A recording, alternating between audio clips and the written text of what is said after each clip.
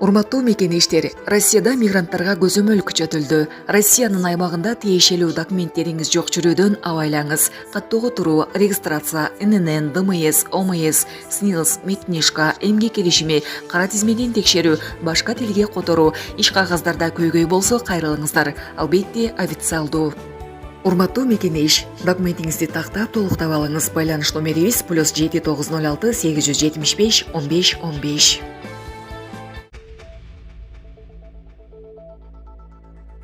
Тышкы иштер министрлиги Европа парламентинин өкүлүнүн билдирүүсүн четке какты. Тышкы иштер министрлигинде 8 февралда Европа биримдигинин Кыргызстандагы өкүлү Ханс Фарнхаммер менен жолугушуу болуп өттү. Бул тууралуу Тышкы иштер министрлигинин басма сөз кызматы билдирди. Маалымдалгандай, жолугушуу учурунда кыргыз тарап Ханс Фарнхаммерге 7 февралда Европа парламентинин Адам укуктары боюнча комитетинин төрагасы Мунир Сатури тарабынан жасалган билдирүүдө фактылар туура эмес берилгенине таң калуусун жана макул эместигин билдирди. Кыргызстан комитет делегациясынын сапары жокко чыгарылбагандыгын түшүндүрдү. Сапардын так мөөнөтү алдын ала макулдашылбагандыктан, тышкы саясий иш-чараларды графиги тыгыз болгондуктан аны кийинки убакытка жылдыруу сунушталган. Тышкы иштер министрлиги бул маалымат ЖМКларда жарыялангандан кийин президент Садыр Жапаров Европа парламентинин делегациясын каалаган убакта Кыргызстанга сапар менен келүүгө жана өлкөдөгү чыныгы кырдаал менен таанышууга чакыруу тапшырмасын бергенин маалымдады. Буга чейин Мунир Сатури делегациянын 25-28 февралга белгиленген Бишкекке сапары болбой калганын, буга байланыштуу Кыргызстандын тышкы иштер министрлигинен билдирүү келгенин билдирген. Бул чечим өкүнүч жаратарын жана күтүүсүз болгонун белгилеген. Трамп Путин менен телефон аркылуу сүйлөшкөнүн билдирди. Путин үн ката элек. АКШнын президенти Дональд Трамп орусиялык кесиптеши Владимир Путин менен телефон аркылуу сүйлөшкөнүн билдиргенин Нью-Йорк Пост басылмасы жазды.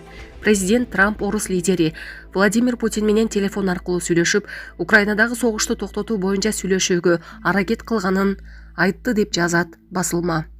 Бирок Трамп качан сүйлөшкөнүн тактаган эмес жана Путин менен канча жолу сүйлөшкөнү тууралуу суроого дагы так жооп берген эмес. Кремль бул тууралуу азырынча комментарий бере элек. Булак Супер KG. Бишкекте үрөй учурган кырсык катталып, айдоочу өзүнө кол салды.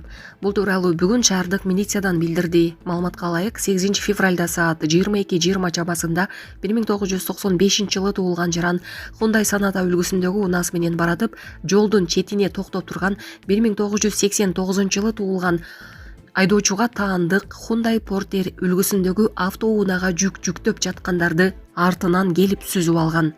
Натыйжада Hyundai Porterге жүк жүктөп жаткан 1975 жылы туулган жаран эки автоунаанын ортосунда калып, окуя болгон жерден каза тапкан.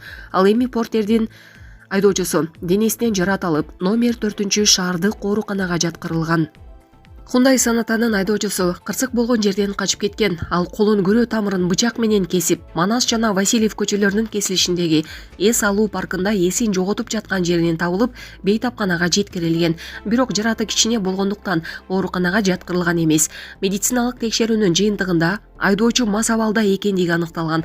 Аталган факты боюнча автомототранспорт каражаттарынын кыймылынын, аларды пайдалануунун коопсуздук эрежелерин бузуу, мас абалында жасалган жосундар менен кылмыш иши козголду.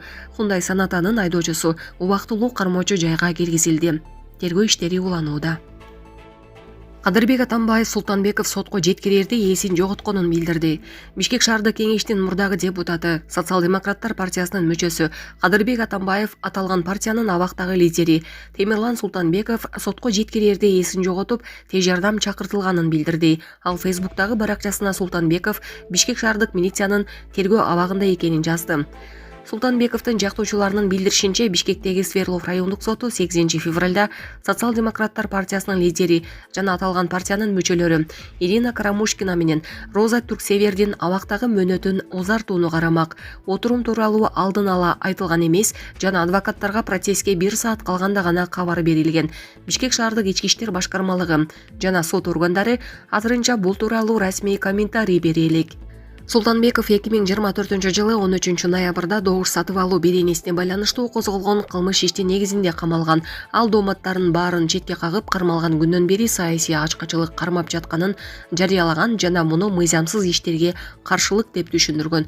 Бишкек шаардык соту 29 январда Султанбековдун жана партия мүчөлөрүнүн бөгөт чарасын өзгөртүп, үй камагына чыгаруу тууралуу өтүнүштү четке кагып, райондук соттун чечимин күчүндө калтырган.